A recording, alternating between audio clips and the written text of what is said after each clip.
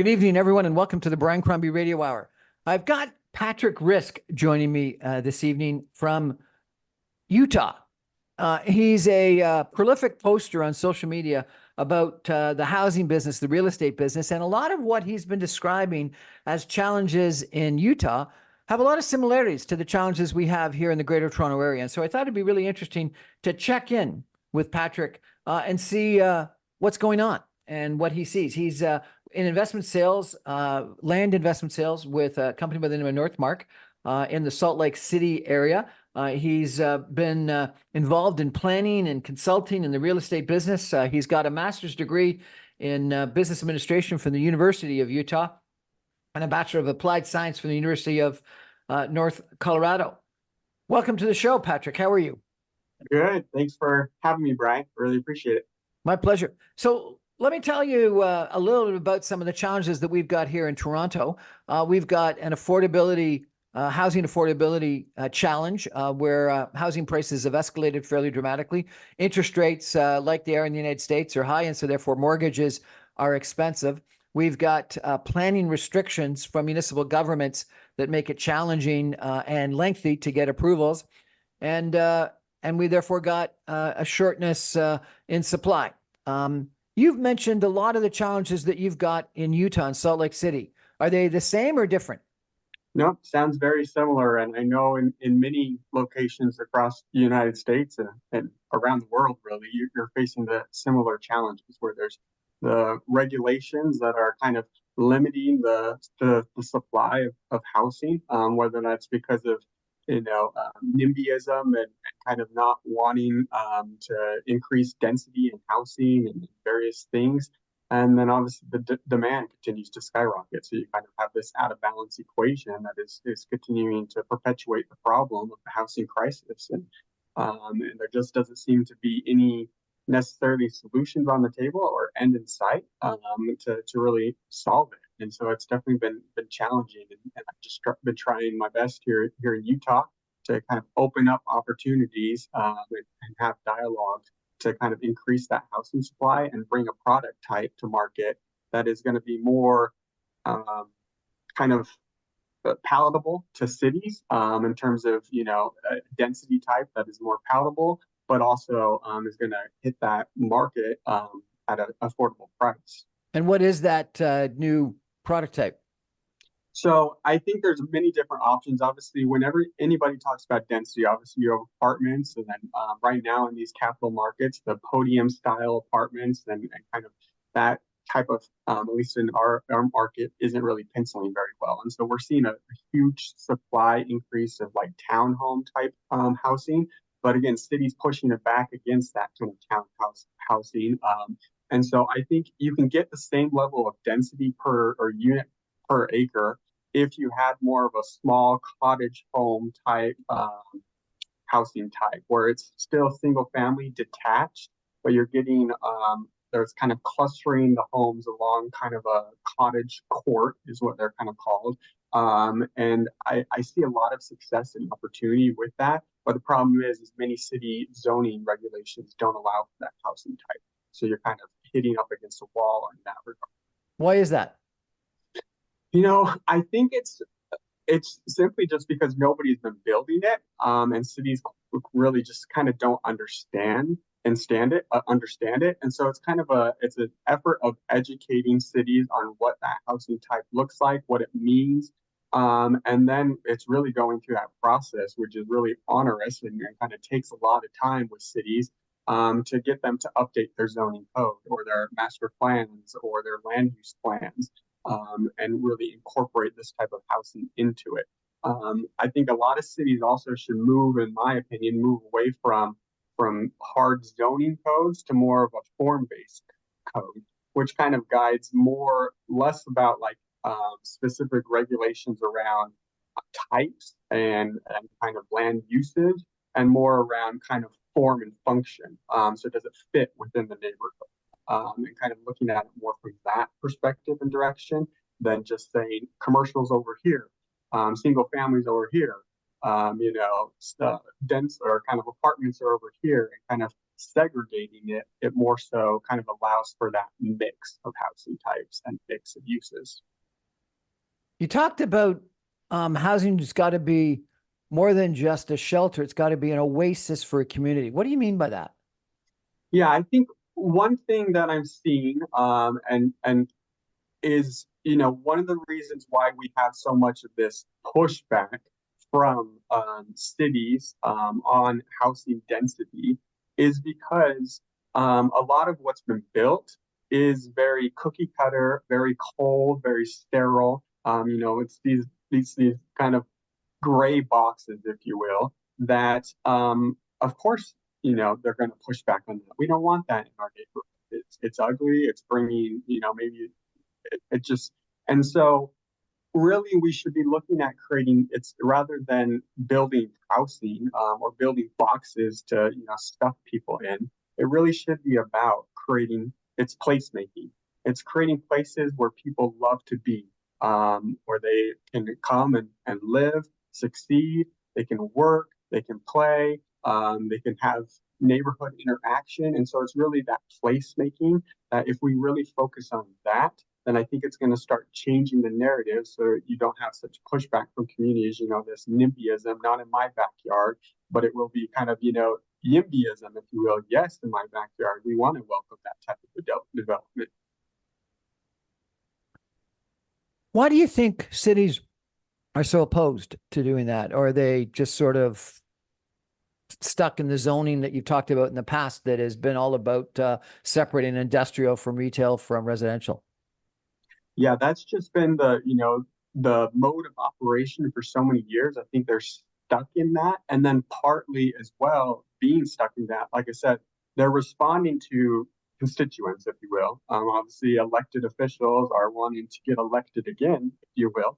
And so they don't want to kind of be the first one to stir up the bee's nest, to have everybody come to the planning commission meetings or and you have, they're coming out with their pitchforks and basically they don't want to be voted out. And so you kind of, and a lot of them got elected on pushing back against housing density, of stop building all these apartments and if I get elected, I'll stop that. And so you have a lot of that as well. And so again, it's a combination of being able to educate the community, educate elected leaders around what really the solutions are to the housing crisis and what density really means. It's kind of redefining what density is. And then two, it's also kind of as a development community as well, making sure we're delivering on that, that we're helping change the narrative of what this looks like rather than building these cookie cutter monstrosities. You are kind of practicing those best practices in building in placemaking and building developments that people love and want to be part of and want to live in. You've talked about placemaking a few times. I want to talk about what it takes to make placemaking. What are the parts of it? We're going to take a break for some messages and be back in 2 minutes. And we're going to query a little bit how you actually create a place and what makes a place get that sense of place where people want to hang out, where they want to go, where they want to mingle with their friends. We're going to be back in 2 minutes with Patrick Risk from Utah, Salt Lake City, Utah. Stay with us, everyone. Back in 2 minutes.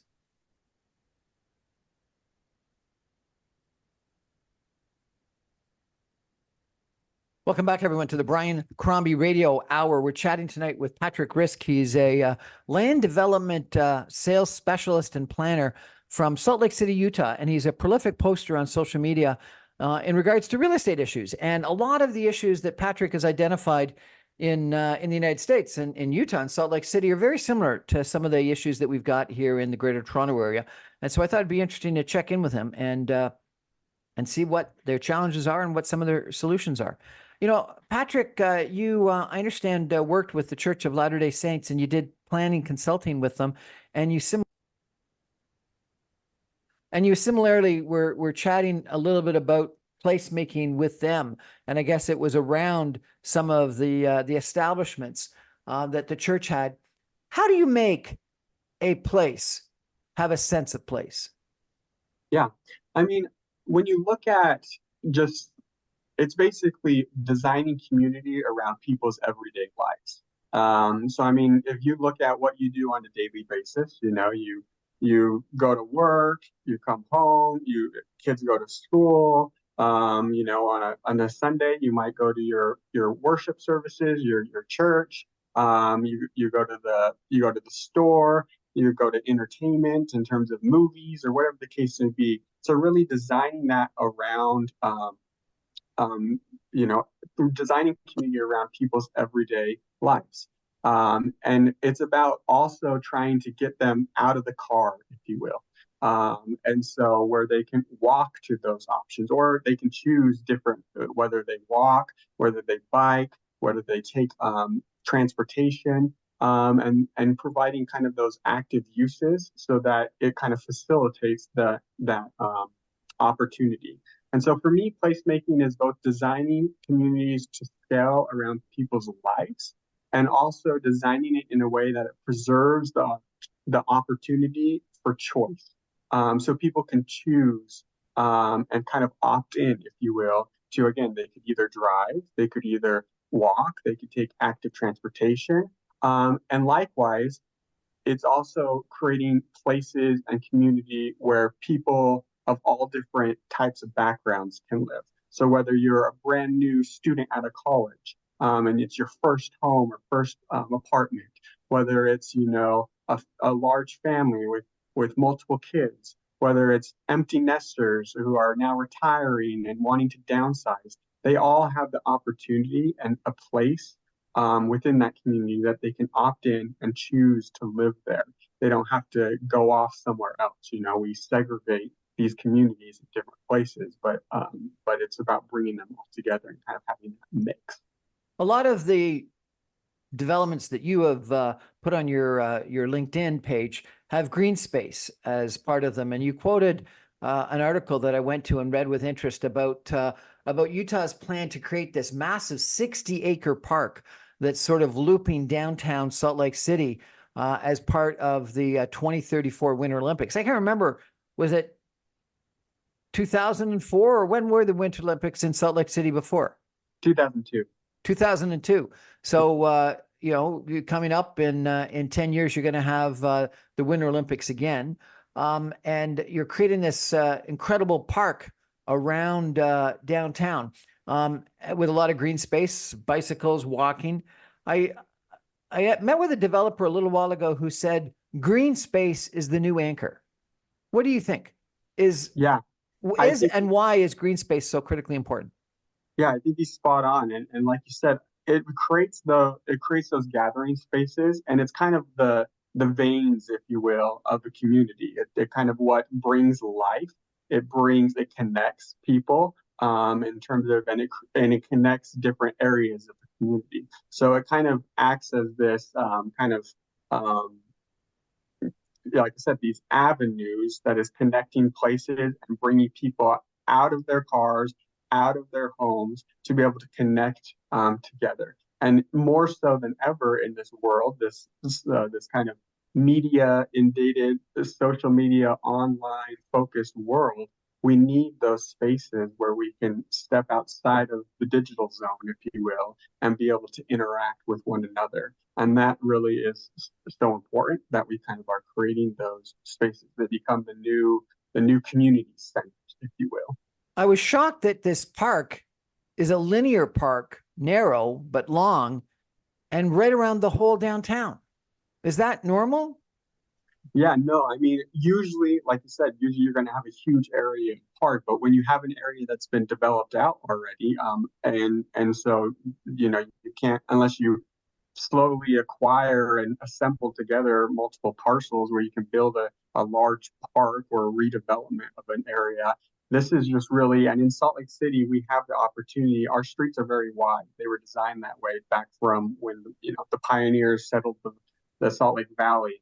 We have very wide streets. And so it's about using those wide streets to our advantage and changing them into not only scaling back in terms of the focus on just cars, but how can we also bring in park space as well and facilitate people being able to use it for, again, walking, biking, creating little active spaces and gathering spaces along those areas, that it's really creating that linear park that encircles downtown and also connects various areas of the community, whether it's the core heart of downtown. You have also other areas, you know, a shopping district in Sugar House and Ninth and Ninth, and up by the state capitol building, and different areas that now this linear park will kind of connect together.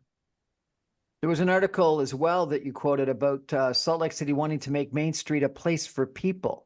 And it's got green space, it's got pedestrians. How do you make, like, what's the challenge now? Is Main Street more of a place for cars? Is that the problem, that you're trying to make it more people friendly? Yep, exactly. During the pandemic, what we saw, in order to kind of encourage people to kind of come downtown and still be able to patronize the shops and the restaurants downtown, the city kind of experimented with closing down Main Street. So really, Main Street just has, it has the street, and then it has tracks, or kind of commuter rail line down the middle of it as well. And so it was closing down Main Street to cars so that then the businesses could spread out into Main Street, and the restaurants could put tables and stuff out. Again, during the pandemic, it was to facilitate businesses still being open, but also social distancing a little bit. But it was so successful in bringing people downtown, that they want to kind of continue that on. And so there's this concept of closing down downtown to automobile traffic and making it more of an open promenade, where it will just kind of facilitate that walkability, that placemaking, all those things we've been talking about, and really making it a place for people rather than for cars or transit. And there's a new entertainment district that's got something to do with the arena. Yeah, so we just were announced that we're getting it was the Arizona Coyotes are moving from Phoenix to Salt Lake City for the National Hockey League. And so they'll be redeveloping around our Delta Center where the Utah Jazz basketball team plays, and really creating an entertainment district around there. We right now have our kind of, it's called Salt Palace, but it's our convention center. Really kind of acts as a block between our core downtown, Main Street, and then kind of our west side, which is more of a kind of, we have a mall down there some things, and there's kind of acts as a barrier. And so the concept is tearing down some of that, and kind of redeveloping it to connect the two sides of downtown, if you're the west side and the kind of core Main Street, and also kind of creating a more entertainment district focus around our new kind of basketball and hockey arena. You seem to have very forward thinking city planners or staff or council. What's then the catalyst for this thinking about placemaking and the downtown linear park and the new entertainment district? What's the catalyst for all that? Yeah, that's one thing I will speak very proudly and very grateful of in Utah, especially, in Salt Lake City and many of our state leaders as well, is there is a spirit of collaboration in Utah that is different than many other states or places, where they really are, like you said, forward thinking. They look at the problems that we're facing as a state or as a city, and they really bring individuals to the table, the players to the table, whether that's the development community, obviously the city, state leaders, private, nonprofit, the church, LDS Church, that has a big presence downtown, bringing all the right players together at the table and really counseling together around solutions.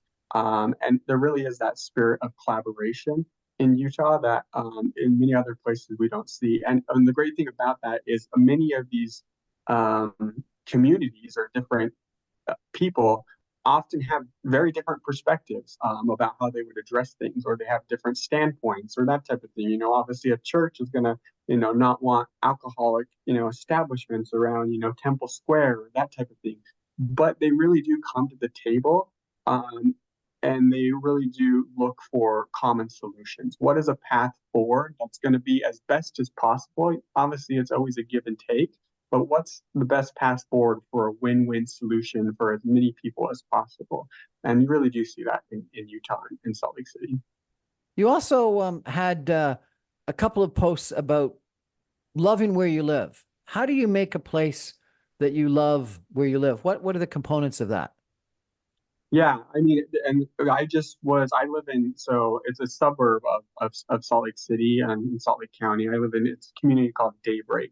It's a master plan community, and it really embodies many of these principles we talked about in terms of mixed housing types, mixed use, parks, and it's a beautiful, great community. I love living in it, and part of the reason is because they've really embedded in their DNA all of these principles that we've talked about that really create this amazing place to live where you can really interact wonderfully with your neighbors at community events. They have a beautiful lake that you can walk around and trails around it. You see your neighbors and then they have shops and they have homes that both facilitate. They have multi-million dollar homes all the way down to cottage homes, all the way down to townhomes. They have apartments, and they're all mixed together and in a beautiful way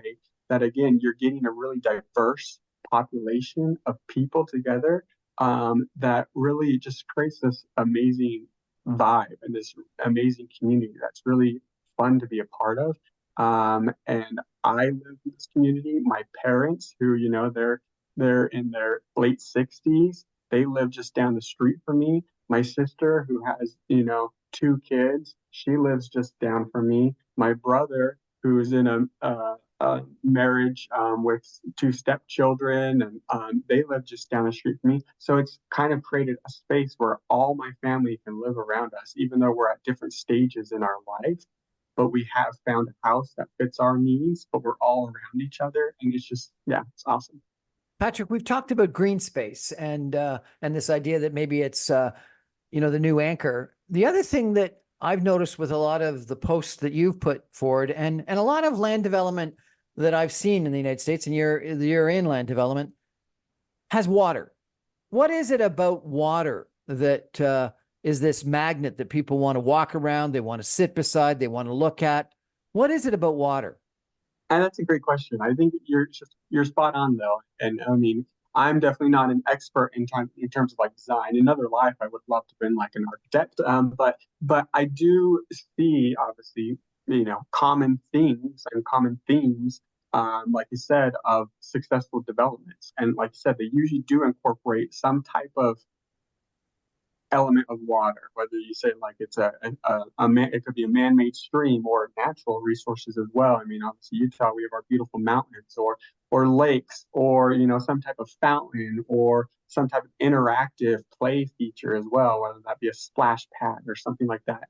And there's just something soothing about water and something that draws people to water in terms of, and that's why I guess every development you do usually see some type of fountain or some type of active plaza space that's got something that is drawing people and is the source of it's the source of that draw, if you will, and kind of allows for that kind of, um, yeah, place, again, like we talked about placemaking, but kind of really creating that. You also talked about public art. Yeah. What's the role of public art? I think huge as well. Of again, and grateful for again Salt Lake's investment and wherever you see and Daybreak and the community I live in, there's a lot of investment in public art as well. And again, it's things outside the norm that really draw people to view things. And it doesn't need to be huge or expensive necessarily. And it's a great way also to engage the local community, local artists to create things as well. And sometimes it's great when you have a rotating kind of artwork or kind of a living artwork, so it changes. But it's kind of again this principle of creating placemaking is about again creating places where people love to be and where they yeah, it draws them in. And so that public art, whether it's water features or natural art or some type of sculptures or even murals on buildings, uh, it's just about creating. It's just like what you would do in your home. How do you create a nice place where you want to live in your home? You decorate it, you make it nice. And so it's the same thing with our public spaces. How do we decorate our living communal living room, if you will? We spent the last 15 minutes talking about the positive things that government planning cities can do. We've talked about green space. We've talked about linear parks. We've talked about entertainment districts. We've talked about lakes. We've talked about sense of place. But Patrick's also been a critic of what governments have done and has tried to put forward some suggestions about what government can and should do. We're going to take a break. And we're going to come back and we're going to talk about government regulation, taxation, zoning, et cetera, and some of the challenges that Patrick has put out on social media in regards to what he thinks government is doing wrong and what it could be doing. Stay with us, everyone. We'll be back in just 2 minutes.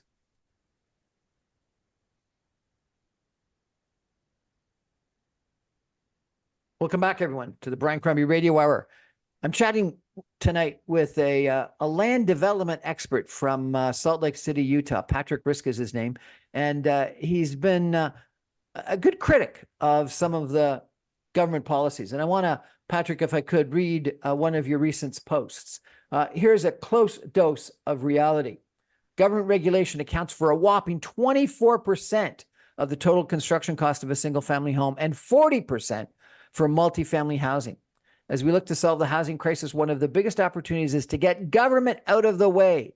Overburdensome zoning ordinances and land use regulations are not helping anyone. It's time we restore rights back to property owners and allow the market to deliver housing that is governed by the simple form-based code, appropriate scale for the neighborhood. Tell me what you think about government regulation in Salt Lake City, Utah. Yeah, like we were talking about in the last segment, I think Salt Lake is doing great things and making big strides forward. And some communities are definitely better than others.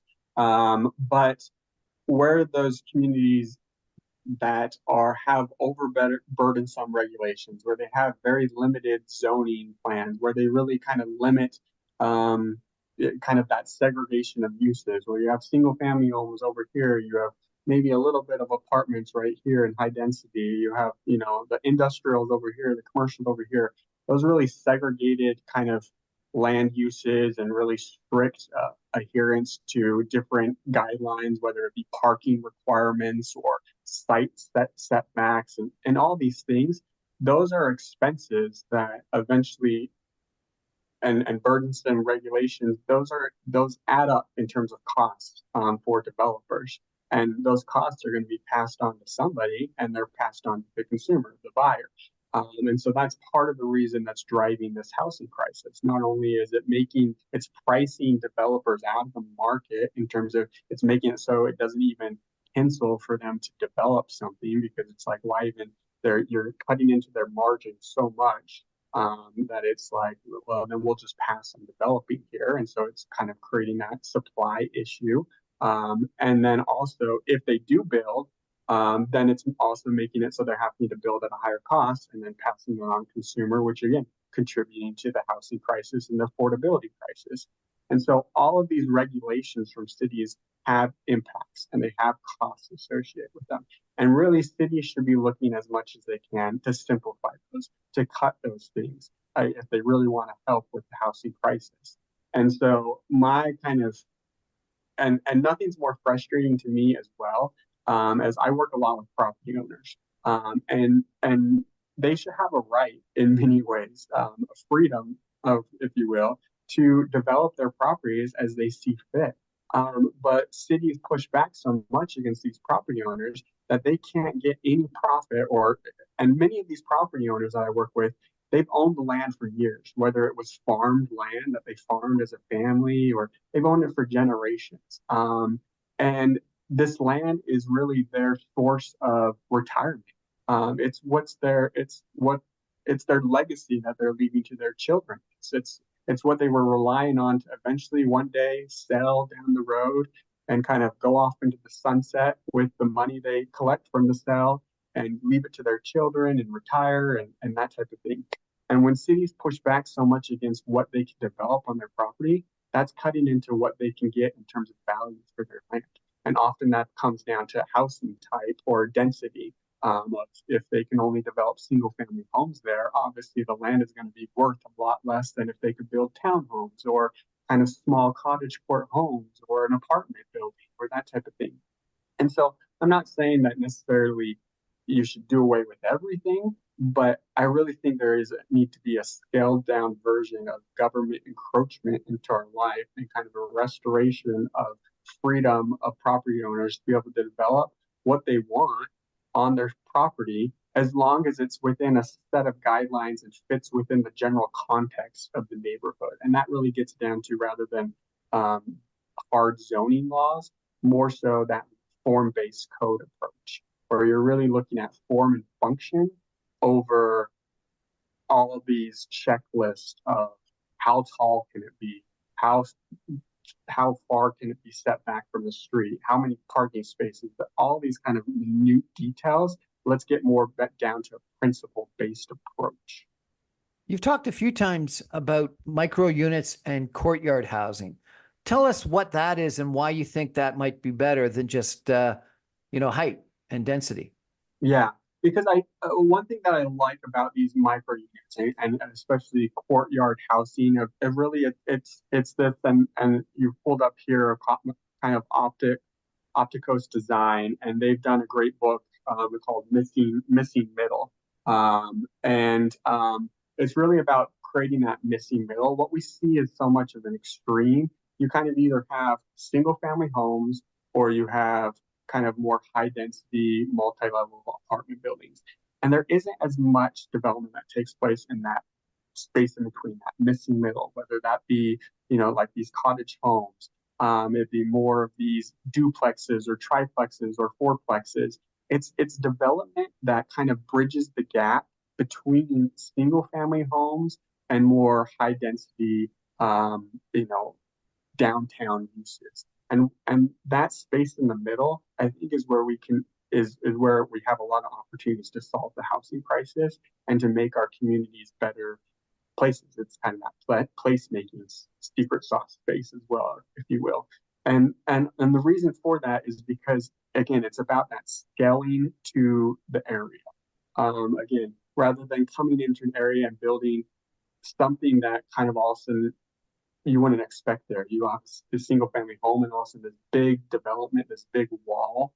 You really have more of these developments that are getting the density type or kind of the density. You have the same number of units you can get from something like this that you're showing versus something that wouldn't fit as well into the neighborhood. And so in order to, and that's doing a number of things. One, it's making it so we can get the property values up in terms of for these property owners, the value that they're looking for, because it's allowing for a density of units.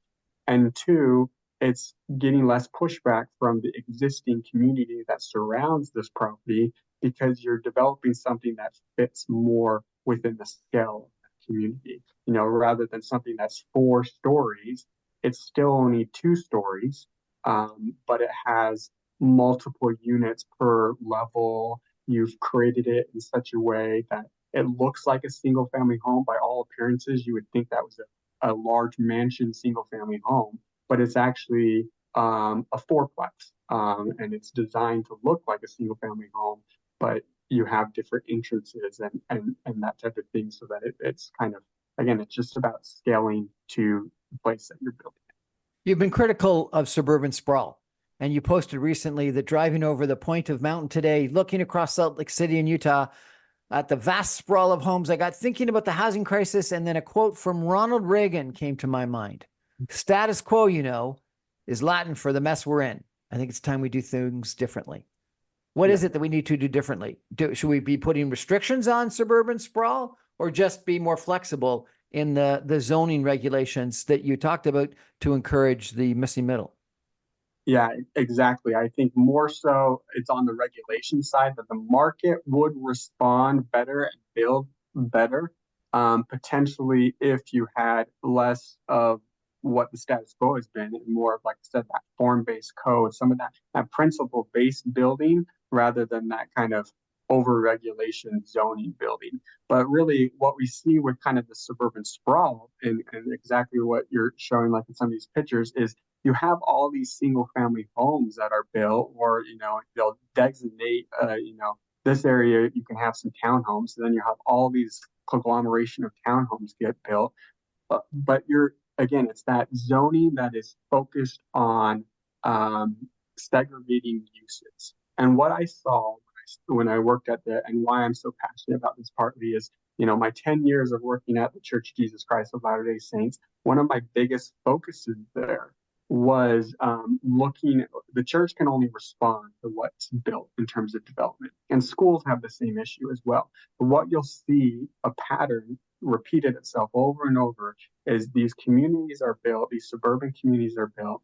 And when they're first built, you have all these young families move in, and now you need all these schools, all these churches, all these things, because all these young families move in. But after a generation of time, the kids grow up, the kids move out, and the area gentrifies. And then now you have schools that you no longer need. You have churches that are sitting maybe empty. You have, also shopping centers where they built, in Utah or in the United States, we have like 7-Elevens on every corner in some of these places. And then eventually you see the 7-Elevens become PC repair shops or, tax consultant places and that type of thing. The same thing happens in all these places. You have this pattern, this life cycle that happens in communities. And the reason for that is because you built all the same housing type, the same stuff in one area. But if you build more of that mixed use, again, where you always have housing types that welcome, people in different stages of their life, then rather than this big swing, this big kind of half bell curve, if you will, that half bell curve flattens out a little bit, because now you always have different demographics in the neighborhood, and you've designed a community that's more healthy long term than is just swinging with demographics from one to the other, if you will. You, I think, summed it up well in a post that you made a little while ago. Nice quality, community-focused, affordable housing is possible. It just takes work. We need government leaders, developers, and communities to step up and put in the work required to secure the American dream for the next generation. Together, we can do this. We must do it. So I want to take a break for some messages. And when I come back, I want to ask you, Patrick, how we're going to do it. If you were the Minister of Housing, if you were the Secretary of Housing, if you were the Mayor of Salt Lake City or Toronto, what would you do to create this new American Canadian dream of more affordable housing? Stay with us, everyone. Back in just 2 minutes with Patrick Risk from Salt Lake City, talking about the challenge that Salt Lake City has, the opportunities they've got, and what we might in Toronto learn from Patrick and Utah. Stay with us, everyone. Back in 2 minutes.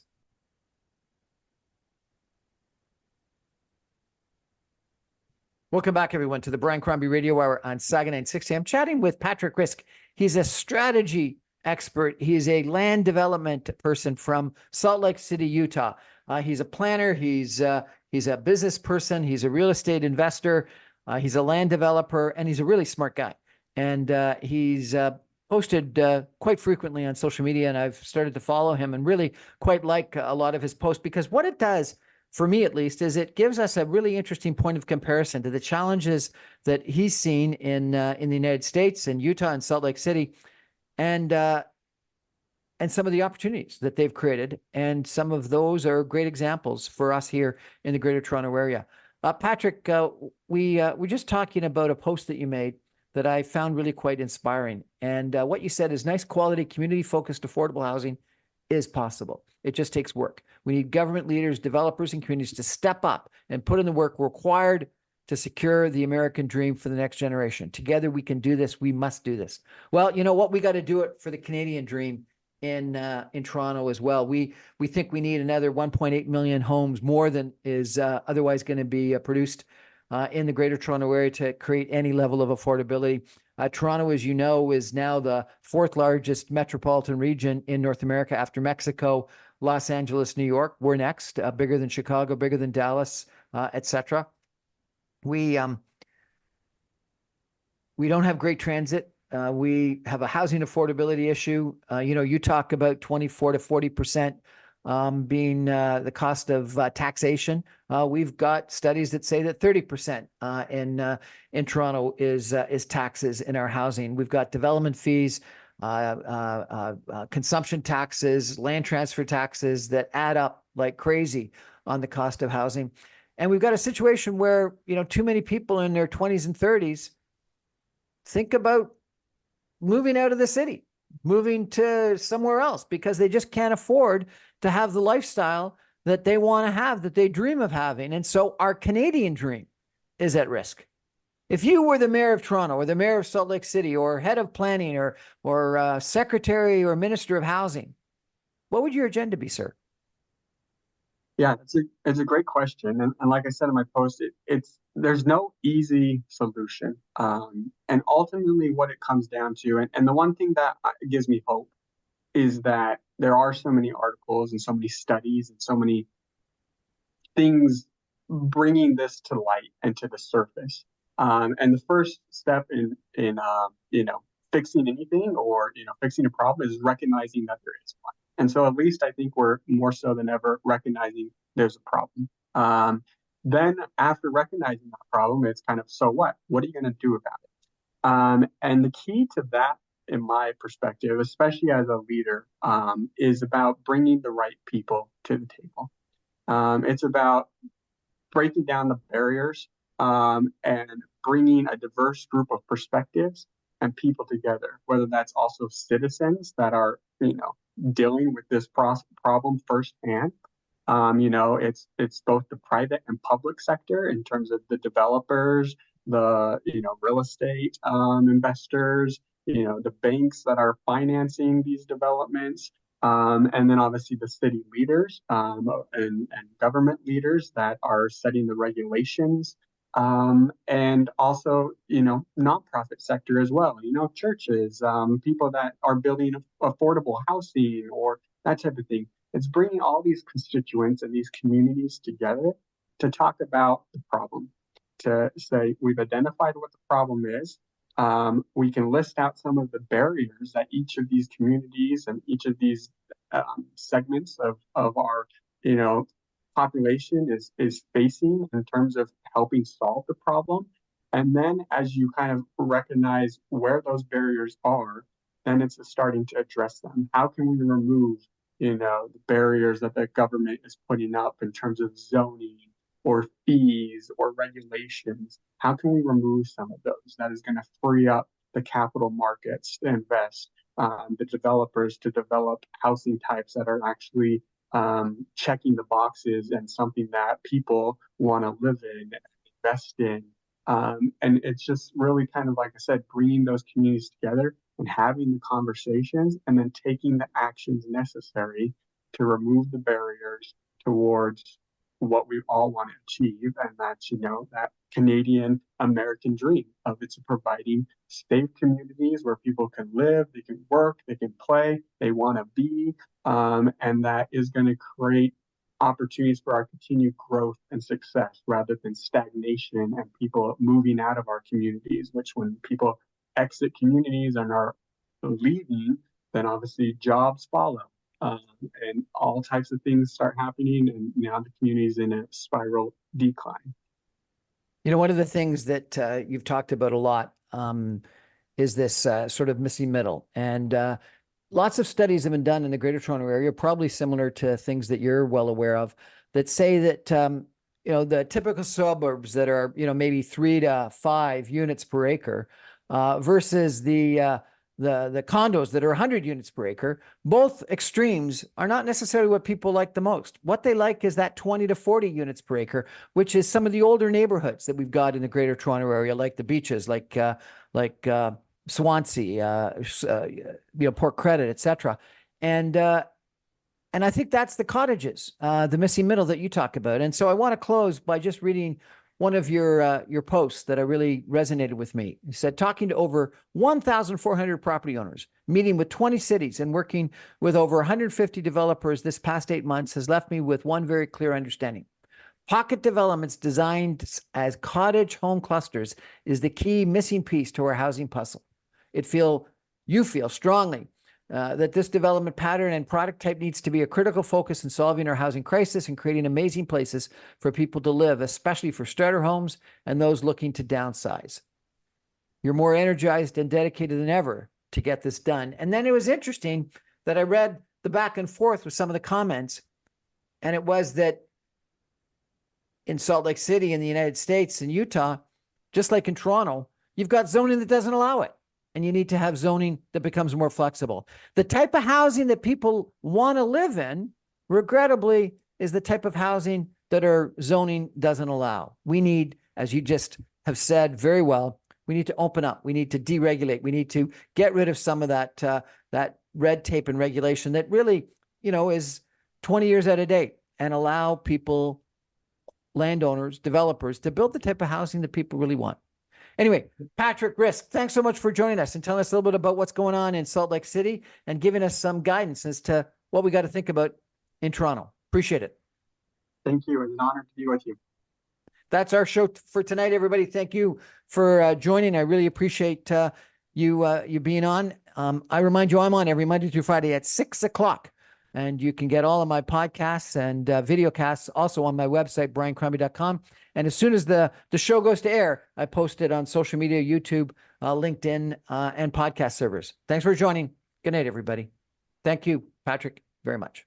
Thank you.